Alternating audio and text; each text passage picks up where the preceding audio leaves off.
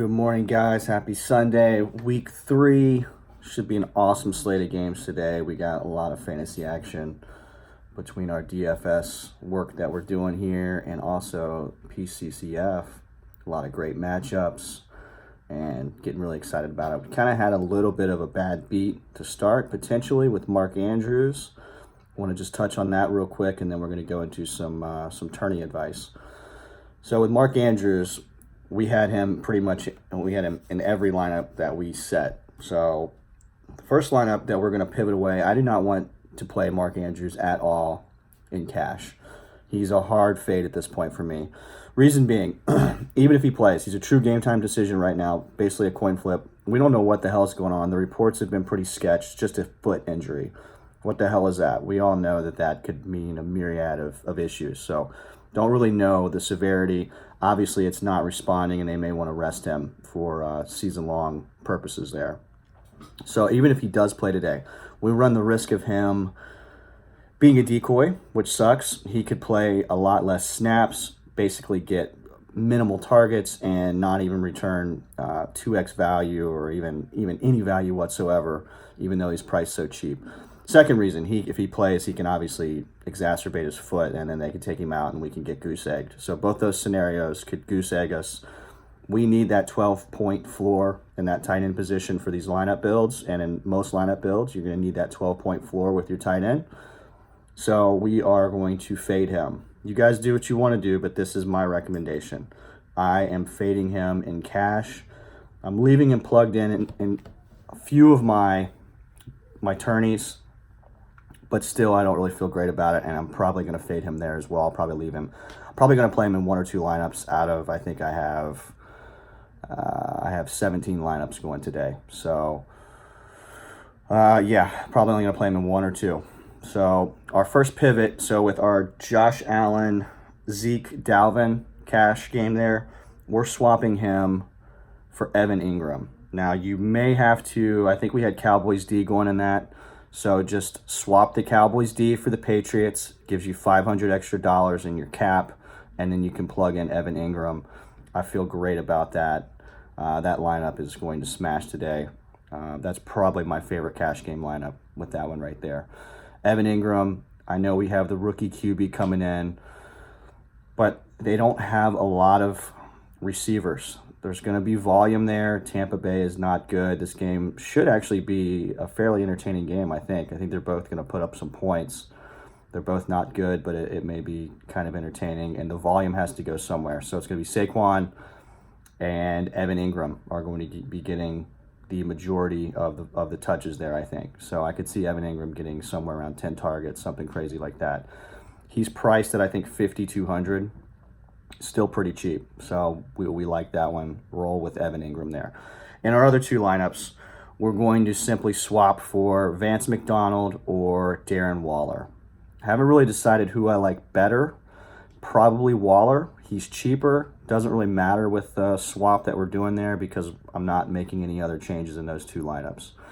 So with our Mahomes and our second Josh Allen lineup, we're swapping Mark Andrews for Vance McDonald at 40, I think he's at 4,300, or Darren Waller at 4,100.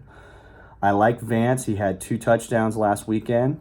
They have Mason Rudolph going, but I'm telling you guys, I think Mason Rudolph may in fact be an upgrade from Big Ben right now, at least an injured Big Ben. Big Ben has kind of packed it in. I think he's really overplaying football, truthfully. Mason Rudolph can sling it. He showed that in college. Like the connection between him and James Washington, going back to their college days. We're going to get into that a little bit more in our tourney advice.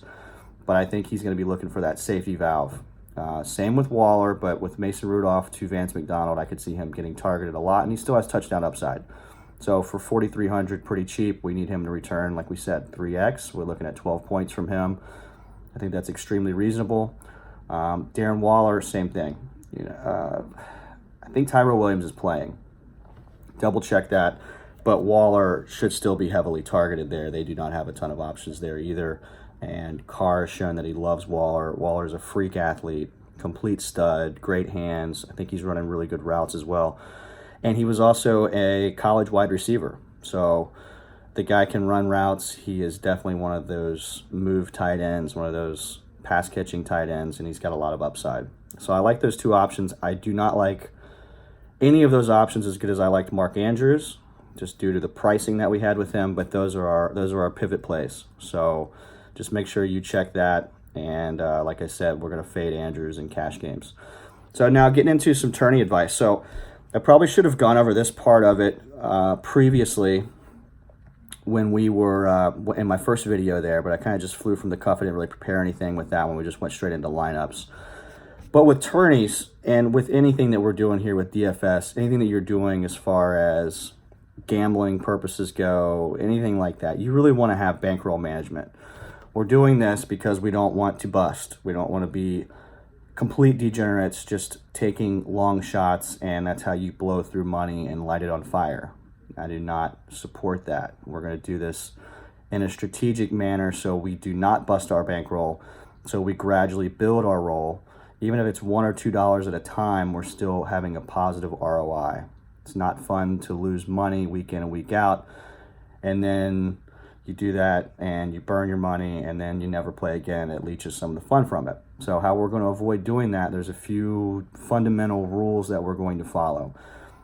So these fundamental rules really are going to minimize what's considered our risk of ruin. Risk of ruin means going busto, belly up. We don't want to do that. So how we're going to do this. So we're going to balance our 50-50 plays with our tourney plays.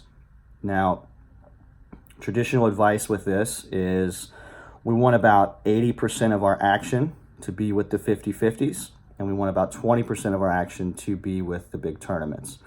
This minimizes variance as much as we can control. Variance meaning high swings, as high bottoms there where we can just tank and bust. So with 50-50s, it's an easier game to beat. There's a lot less variance. We just have to be better than 50% of the field each lineup that we set in. And with our research, our analytics, and the way that we're going about this, we are going to beat 50-50s consistently. We're not going to beat them every time, like we talked about, but we're going to beat them consistently. And we're going to beat them much more than we're going to beat GPPs. We're going to have those high floor options and, squeak by some wins. It doesn't matter. GPPs, we want to take home run hits, home run swings rather, and hopefully that we hit on those. So 80%, 20%. I'm going to let you guys know I do not follow this, not anymore. Okay, I'm more of a 50-50 split. I got lucky first few years playing. I did a ton of GPPs because I love action. Didn't follow my own advice. I knew that.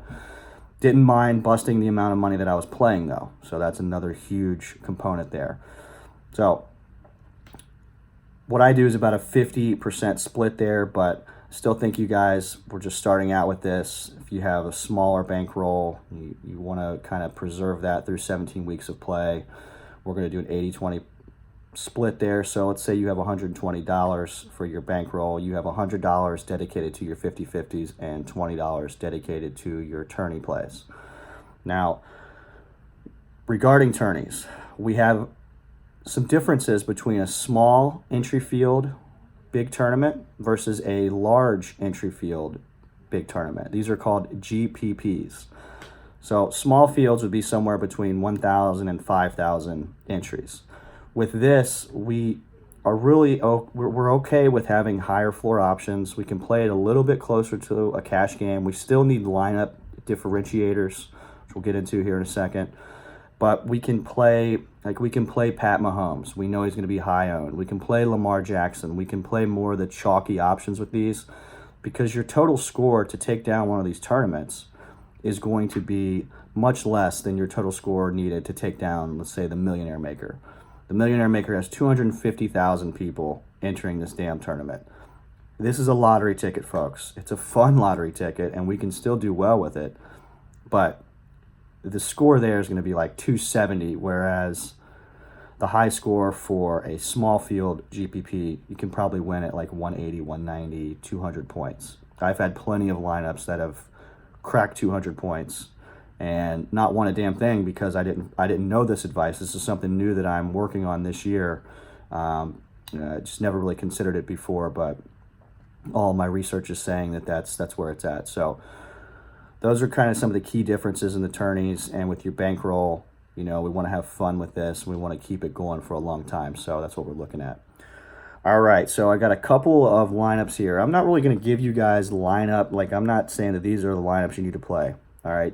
What's cool about tourneys is there's so much wiggle room that we can do. If you have a play that you like, run it, man. Play it. Tourneys, there's so much variance. It's what really makes it fun, because you can just build all kinds of wacky lineups, and as long as your reasoning and your thought process and your analytics are sound, you're going to have a decent roster that you can really defend playing. So I'm going to give you two examples. I'm going to give you an example that I have in a smaller tourney. I think it's a $33 buy-in tourney. I think there's 3,000 entrants in this. First place is $50K. That would be a nice hit. And then we're going to go with a big, like 65,000 plus large tourney. I'm going to show you that build as well. So the first build that we're going to do is going to be the small one. We got Pat Mahomes. I've talked enough about my love with Pat Holmes and why you guys should love him too. Just ride this guy until we can't ride him anymore, because he is a fantasy beast. He is Madden in fantasy and in real football. Dude's insane. So we got Pat Mahomes. We got Rex Burkhead. We've already talked about him. Now we're plugging in here, and this is, again, this guy's going to be in 1 to 2 of my lineups, but he is minimum priced. And with the recent injuries in the KC backfield, I think we got to roll with this guy, because if he does anything if he has any type of a game here, he's going to return value for us, and he could be one of those lineup differentiators that not a lot of people are going to be on, that could really vault us up the leaderboard there and vault us up in some caching. So we're looking at Darwin Thompson. All right. So the guy, I don't know how good he is. I can't really figure it out. I haven't had enough tape on him. But I think he has decent hands. He's got good speed, and he's going to get some burn today. So pairing him with Mahomes in the highest point total of the week with 55.5 points for that game, I think he's a great play, because he's min priced at $3K. Our wide receivers, we're going to run with Mike Evans. Everyone has forgotten about Mike Evans. This dude is a stud, all right? Everybody's on the Godwin train, and I get it, man. Godwin's awesome. Mike Evans is not dead. He is healthy. He's big. He's a stud. He's going against the Giants. They should be able to put up points today. We'll get into this game in my second lineup here as well. But look for a bounce-back game from Mike Evans. And another reason why I'm on him, not only just because of his stud ability, but he's going to be low-owned. I think everybody's forgetting about him. So he's exactly what we want. And I think he's at like 6,600. Let me look on here. Yeah, 6,600. Great value with that. I could see him having like a 2-touchdown, 100+ yard day today. That would be in his definitely in his range of outcomes there. Second wide receiver, we have Will Fuller, the 5th. Guys, forget about this guy. He's been injured a lot, all right, but he has touchdown and big play upside anytime he's on the field. He got a lot more snaps last week. Now, the only issue that I see here is Houston's inability to protect Deshaun. But we see Deshaun make plenty of plays with his feet, and he can sling it when he gets out of the pocket. He's also a wizard with the football, and he loves Will Fuller deep. Now, the main reason, 2 to 3 main reasons why we love Will Fuller today. Pricing, 1, he's $4,900. He gives us that crazy range upside, where he could have a 2-touchdown, 100+ yard day and really be one of those key lineup differentiators that we're talking about. I foresee him being low owned as well. I also foresee DeAndre Hopkins being low owned. So if you want to pivot and play him or stack both of those with Deshaun, I think that's a great lineup build. I haven't done it, but I do like it. But Will Fuller, he's on their second, the LA Chargers' second best corner is guarding him. This dude is exploitable. His last name's Faison. He's been getting lit up through a couple weeks here. And the Chargers' safeties are in shambles. We know Derwin James, probably one of the top, he's at least a top 5 safety. He's on the IR right now. So all Fuller has to do is get a step, blow the top off, and we got Watson, who has a great deep ball. I see this happening today. I really like the Will Fuller Don't run him in all your lineups, but if you're going to play some tourneys, so you're going to play 5 tourneys, throw him in a lineup for sure. All right.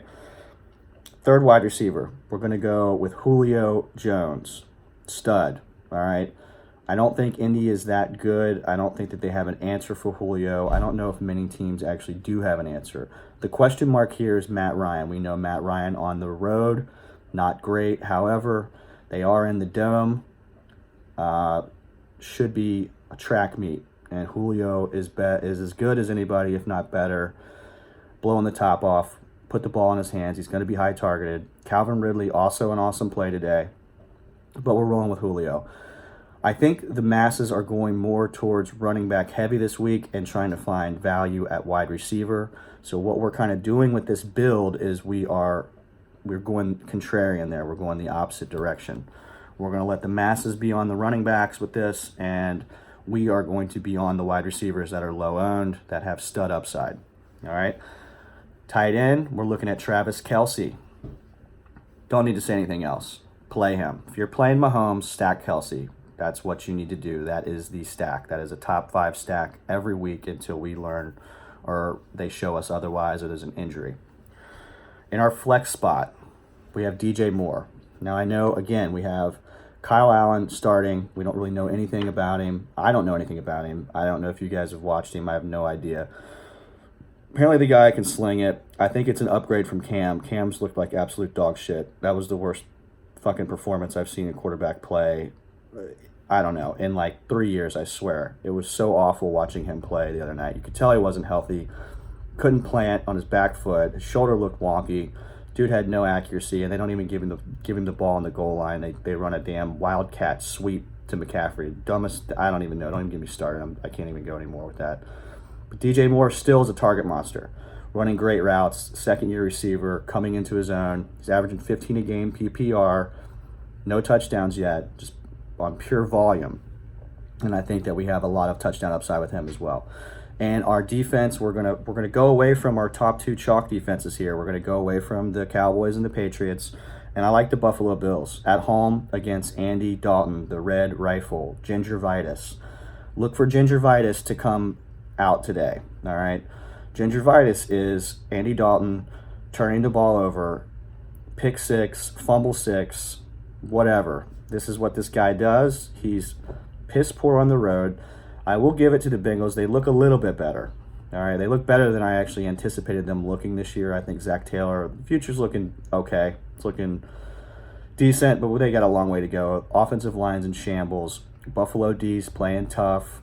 I think they're going to turn Dalton over 2 or 3 times today. And at 3,400, I think the Bills are, we can get 3x value with them pretty easily. Anytime that Dalton's on the road, target the defense versus them. Just mark that down, do it. All right, so that's our first lineup. Second lineup here. Now, this is for a large, like 65, 70,000. I think I got this one at a $9. I may plug this one in the Millionaire Maker, some degree of this lineup here. But pause for a second. It's kind of disgusting. You may throw up. I'm throwing up in my mouth as I'm saying it, but we're going to run with Jameis Winston at QB. Yeah, I get it. It sucks. It's like, what the fuck are you doing? But hear me out here. All right. Jameis Winston is not a great quarterback, but he still is going to have a couple of games where he blows up. And I feel like this may be his best game of the year. This is a prime matchup. We got Jameis Winston going. I could see a 4-touchdown, 300-plus yard performance here. Obviously, that's what we're hoping for. I could also see him put up 5 points, which is what will happen sometimes when you're taking these shots. But we need lineup differentiators. I don't think he's going to be high owned, and he's priced very well at 5,400. That gives us some wiggle room to really stack a lot of additional plays here. So we got Jameis Winston. We're going to stack him with Mike Evans, like we just talked about there. I love that stack today. Now for our running backs, we're going to go a little chalky here. We're going to go Dalvin Cook. I don't need to explain why we're playing Dalvin Cook. We're going to play Christian McCaffrey. I don't think I need to explain why we're playing Christian McCaffrey either. These guys are going to be moderately owned, I think. The price is high. Their upside's still there. I really like this lineup with those guys. So we got Jameis Winston, Dalvin Cook, CMC, Mike Evans. We're going to go back with Will Fuller again here. I like Will Fuller for the reasons that we just talked about. And for a low-owned, low-priced wide receiver, 3 here, we have James Washington. He has a known great connection with Mason Rudolph going back to their college days. I look for James Washington to get a fair amount of targets here, and he has the speed to blow the top off. He has that upside that we're looking for. Tight end, we have George Kittle. Kittle's stats, his points per game, do not look amazing, but he had 2 or 3 touchdowns called back. He's priced not quite like a scrub, but he's not priced like a stud either, and I think he has Travis Kelce upside. He's going to continue to be targeted, and he's a red zone monster. I look for a big game from Kittle today. Now in our flex spot here, we have Darren Waller. Kind of touched on him a little bit in the cash game discussion at the beginning of the vid. Like Darren Waller here, target monster. He should be a good safety valve for Derek Carr, and I look for him to return value. He's priced at 4,100. We need 12 points. I think he has upside of like 25 points. He could have like 80 yards, 1 or 2 touchdowns. I really like that. And again, we're going to roll with the Buffalo Bills defense to kind of differentiate our lineup a little bit there. So those are our two examples for tourneys. You can do a lot more with that. I'm just going to run through some of my favorite plays here real quick, and then we're gonna wrap this thing up. So at QB, we like Jameis Winston. I like Matt Stafford today as well. Starkey and I were kind of talking about that, and he showed me a Stafford lineup, and that kind of got my gears going a little bit there. So I really like Stafford. Wouldn't blame you guys if you threw in a couple Kyler Murray lineups there. Maybe not a couple, but maybe one solid Kyler Murray build. Pair him with Christian Kirk and or Larry Fitz. You could even pair him with David Johnson. It's kind of a nasty stack there. So I think that game, there's going to be some points scored there. And we've talked about Josh Allen, Pat Mahomes, and Lamar Jackson. So love all 3 of those guys. Those are my 3 primary QBs this week, as we've talked about. Running backs, we got Zeke and Dalvin. Don't really need to say much more. Zeke, not on him as much as Dalvin, simply because of the blowout factor, and he may only get like 30 minutes of play. You know, he may have 2.5 quarters of play there. He should still be able to churn in that, but you're paying a premium price for that. I really like Sony Michel, Rex Burkhead combo, same reasons that we talked about. Also really like Mark Ingram. I think the Ravens are going to try, at least to an extent, to keep the ball on the ground today. They're going to try to keep the ball out of Mahomes' hand as much as possible. I don't think it's going to work as well as they want it to work, but I think Ingram's going to be able to gash the Chiefs. I really like Austin Eckler. I know Nick and I kind of disagree on this. That's okay. But I love Eckler. He's just getting so many touches, both on the ground and in the passing game. And I like Matt Breida and Raheem Mostert.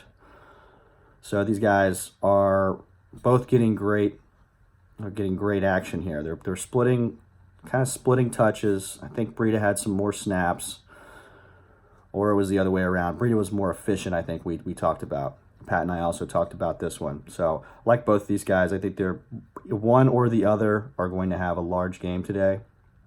Maybe even both of them. Wide receivers, love Kenny Galladay this week. Sammy Watkins, feel like he's the forgotten man in KC. Everybody's on Mecole Hardman and Demarcus Robinson. All right, Sammy Watkins is the wide receiver 1 in that explosive offense. I think he's not going to be low owned, but he's not going to be high owned. I think he's a great play, pairing him either by himself or stacking him with Mahomes if you want to go that route as well. I think that's a decent play. And this guy that's coming back from an Achilles injury, I don't know how he's playing this well after an Achilles, but Emmanuel Sanders. This guy is a PPR stud, man. Like, where'd he come from? I thought he was dead. Guess he's not. He's well priced today, and I like him in tourneys as well. And John Brown. We've talked about the Josh Allen, John Brown connection. We'll see if John Brown can do it again, but he's still not priced as a possible wide receiver 1, or at least with that upside. So really like those guys. Will Fuller, like we talked about. Mike Evans. I mean, there's just so many damn wide receivers to run with here. But those are some of the plays that I'm going to highlight. And for tight ends, we're looking at Kelce. We got Kittle. Talked about those guys. Evan Ingram, Darren Waller. Talked about Mark Andrews. He is only a tourney play today. He is not a cash game play. All right. And guy that we haven't talked about yet, but he is in line to get a ton of work, is Zach Ertz. Everybody's dead in Philly. We've talked about Nelson Aguilar with our cash game lineups. Really like Zach Ertz to have that coming out game. I think we're going to see big games from Kittle and Ertz today. Like they were drafted in season long. They haven't really had those blow-up games yet, but I look for them to kind of come back and separate themselves from the rest of the pack there. So Kelsey, Kittle, Ertz, top 3, just like it was drafted there. Evan Ingram, I like him to be top 5 today with top 2 upside. And then Darren Waller, he's going to be a top 10 play as well. So I hope this was pretty helpful with the bankroll management. I don't know if it's something you guys were aware of or were not aware of, but I wanted to touch on that because it's a vital piece of the puzzle for us as we're trying to preserve our monies as we go through the entirety of the football season. So something that we look at here. We're going to keep grinding these out each week. We're going to make money. So hope everybody smashes today, unless you're playing me in season long. Nick, I hope I beat the shit out of you, but I think you got me today with this Mark Andrews situation there. So cheers, guys. Have a safe, good Sunday, and I'll see you all on the thread. Peace.